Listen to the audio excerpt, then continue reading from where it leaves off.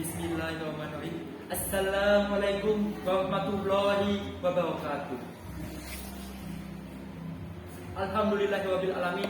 Wassalatu wassalamu ala asrofil anbiya wal mursalin Sayyidina Maulana Muhammadin wa ala alihi washabihi ajmain. Amma ba'du.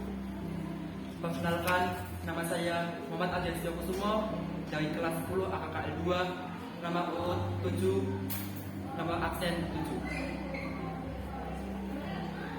Bapak Dewan Juri yang saya hormati, serta teman-teman peserta lomba yang berbahagia, marilah kita panjatkan puji dan syukur kehadiran Allah Subhanahu wa Ta'ala yang telah melimpahkan rahmat anugerah kesehatan kepada kita semua, sehingga pada kesempatan ini kita bisa berkumpul di ruangan ini dalam keadaan sehat walafiat, tak kurang suatu apapun, dalam rangka silaturahmi dan aksi lomba pidato siswa-siswi SMK Negeri 1 Yogyakarta. Sholawat serta salam marilah kita panjatkan kepada junjungan kita Nabi besar Muhammad Sallallahu Alaihi Wasallam yang telah membawa kita, mendidik kita dari zaman kebodohan ke zaman yang telah benar, penuh rahmat dan barokah. Semoga kita yang selalu bersolawat menyebut nama Rasulullah, kelak di hari akhir nanti kita akan dapatkan syafaat Rasulullah sebagai pertolongan kita di hari kiamat. Amin ya Allah.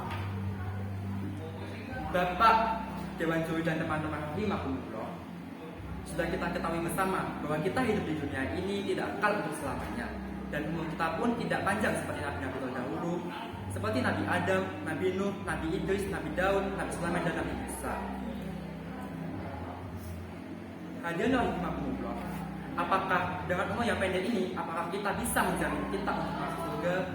Apabila kita yakin yang dengan umur yang pendek ini kita bisa mengisi dengan amalan dan ibadah yang tertib, beribadah terus menerus tanpa berbuat dosa dan salah, dan mulai umur berapa kita istiqomah beribadah.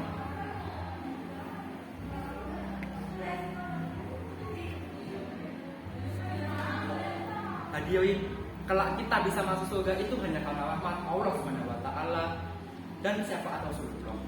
Perlu kita ketahui bahwa rahmat Allah Subhanahu wa Ta'ala dan syafaat Rasulullah akan kita dapatkan dengan cara kita selalu beribadah pada Allah Subhanahu wa Ta'ala, menjalankan seluruh perintah Allah Subhanahu wa Ta'ala, dan menjauhi semua larangan Allah dengan beristiqomah, tertib, disiplin, dan selalu bersolawat atas Nabi Muhammad Sallallahu Alaihi Wasallam setiap saat. Hadirin rahimahumullah, Allah Subhanahu wa Ta'ala sangat tahu akan ciptaannya. Karena itu Allah juga memberi keistimewaan pada umatnya dengan memberi anugerah waktu dan tempat yang mustajab untuk berdoa, yang hasilnya akan melipat gandakan pahala manusia apabila waktu untuk berdoa sangat mustajab. Seperti doa di antara azan dan iqamah, doa dalam sujud dari sholat fardu, doa di antara at-tahiyat akhir, doa di waktu 1/3 malam, doa di waktu pagi dan petang, dan menjelang buka puasa. Adapun tempat-tempat istimewa seperti Masjid Nabawi di Madinah, Ka'bah di Mekah, dan Masjid Aqsa di Palestina, Allah juga akan memberikan amalan dan kegiatan yang pahalanya selalu mengalir berlipat ganda, dan pahala yang lebih baik daripada dunia dan isinya. Seperti pahala suatu sholat seorang menjalankan ibadah haji yang sempurna 3 kali, pahala menuntut ilmu, baca Quran, berbakti pada orang tua, dan masih banyak lagi amalan dan ibadah yang pahalanya berlipat ganda. Allah juga memberikan ampunan atas dosa-dosa kita, mau sebesar apapun dosa kita, Allah pasti akan memberikan ampunan, kecuali dosa syirik. Allah tidak akan mengampuni kecuali kita melakukan taubatan nasuha dan tidak akan mengulangi dan menutupi dengan ibadah-ibadah wajib serta sunnah. Hadirin rahimahumullah, pada kesempatan ini saya akan menyampaikan salah satu anugerah dari Allah, yaitu hikmah di bulan suci Ramadan. Ramadan adalah salah satu nikmat Allah untuk kita semua, di mana bagi umat yang melaksanakan perintah Allah ini akan memberikan peningkatan pada ketakwaan kita pada Allah Subhanahu wa Ta'ala dan Rasul-Nya. Dengan puasa Ramadan banyak sekali hikmah-hikmah yang kita peroleh. Maka Allah mewajibkan bagi kaum laki-laki dan perempuan yang beriman yang memenuhi syarat wajib untuk melaksanakan puasa Ramadan, sebagaimana firman Allah Subhanahu wa Ta'ala dalam surat Al-Baqarah ayat 183. Wahai orang-orang yang beriman, diwajibkan atas kamu berpuasa sebagaimana diwajibkan atas orang sebelum kamu agar kamu bertakwa. Jadi, kewajiban puasa Ramadan juga sudah diperintahkan Allah pada umat-umat sebelumnya agar menjadi manusia yang bertakwa.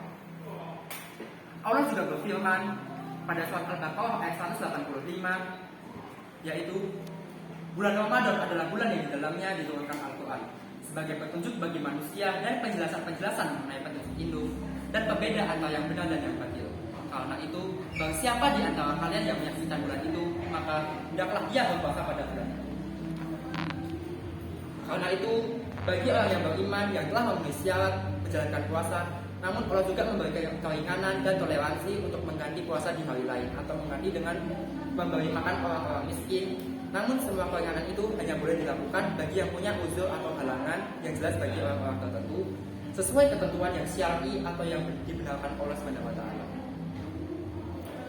Karena sangat istimewanya bulan Ramadan ini, Allah SWT memerintahkan orang yang beriman untuk mempersiapkan dirinya bulan Ramadan sejak bulan Rajab, Sya'ban, dan memperbanyak puasa sunnah sebagai persiapan menjalankan puasa wajib.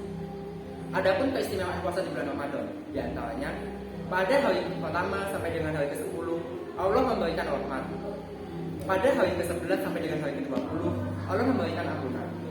Pada hari ke-21 sampai dengan hari ke-29 atau 30, Allah membebaskan diri dari api neraka.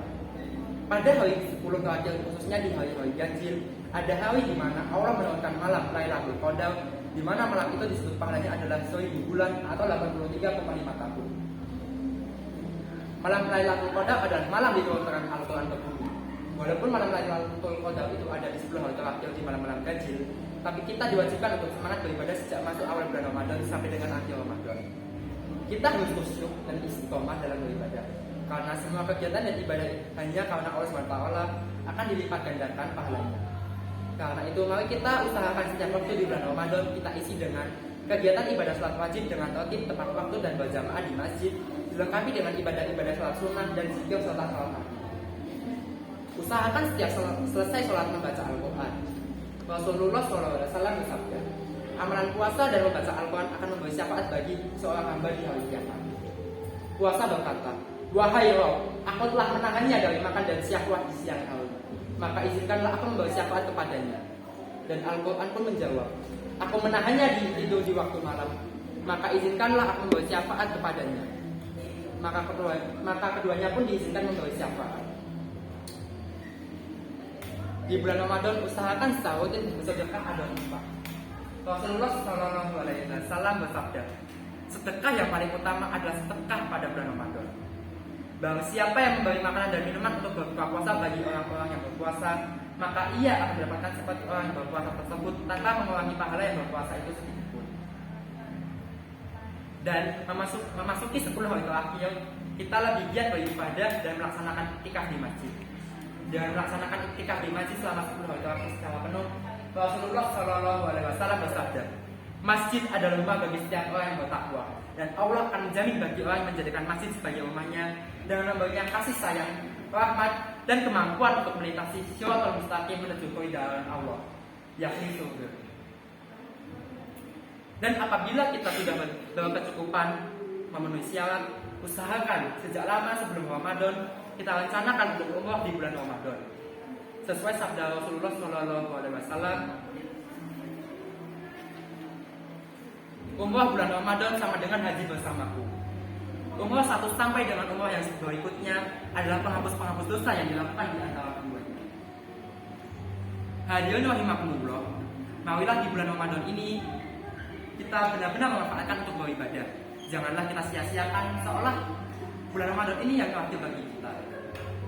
Sehingga marilah kita dengan semangat, tertib, istiqomah dan dalam menjalankan ibadah, dan bagi diri kita secara pribadi akan mendapatkan hikmah dari Ramadan, seperti peningkatan ketakwaan secara pribadi sesuai firman Allah, membentuk diri kita untuk takwa secara sosial di masyarakat, membentuk diri kita untuk selalu bersyukur atas nikmat Allah yang kita terima.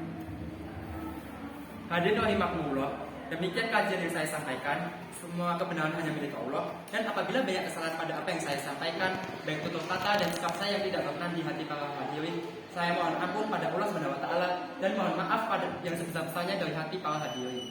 Akhir kata saya tutup dengan doa kafaratul majlis. Subhanakallahumma wa bihamdika asyhadu an la ilaha illa anta astaghfiruka wa atubu ilaik. Alhamdulillahirabbil alamin. Wassalamualaikum warahmatullahi wabarakatuh.